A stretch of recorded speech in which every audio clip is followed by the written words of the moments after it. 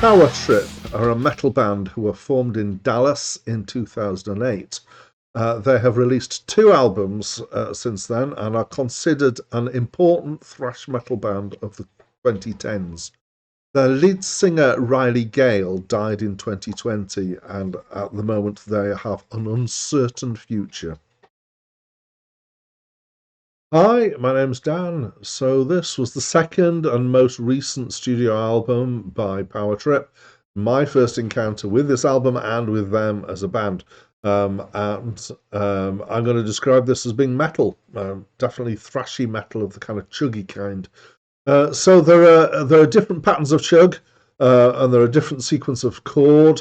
The chords that they mostly use are E, F, G, and B flat, mostly power chords, I think.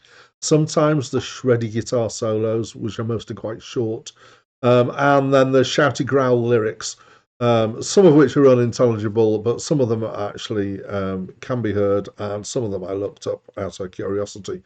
So lyrically, it's a bit poppier than some metal lyrics. It's not, sort of light subject matter particularly, but it can have, repeated bits and hook lines and even choruses. And there's some deliberately economic songwriting going on here, which makes it tighter and more immediate, I guess. So one thing I noticed is that all the songs are in the same key. And I wondered if it might be E, because that's the kind of root note / chord of a guitar. And I checked it out. Yes, it is. And I then started thinking, well, I guess if your singing doesn't have notes in it and it's all shouty growling, why would you bother actually having your songs in different keys? But then I thought, well, it's possible. Would you get mixed up and kind of get confused and be suddenly playing the wrong backing for the wrong song? And then I thought, would it matter? Because it's just a series of chords and it's a series of shouting. There must be some kind of rhythmic thing about length of lines and stuff and things going together. But quite a lot of it felt somewhat interchangeable, I guess. All the tracks have the same sound, except for the occasional different bit.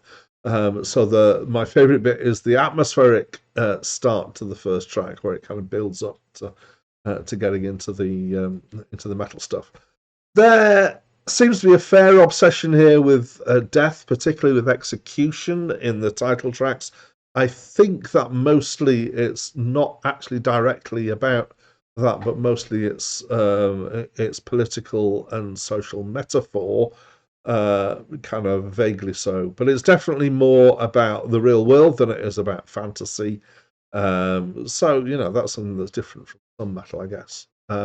I didn't find it lyrically problematic or difficult with some of the stuff that I read up. It's dark, but you kind of, I've commented this before. You don't expect metal to be, extolling the virtues of vegetarianism, or about how I saw a happy unicorn the other day.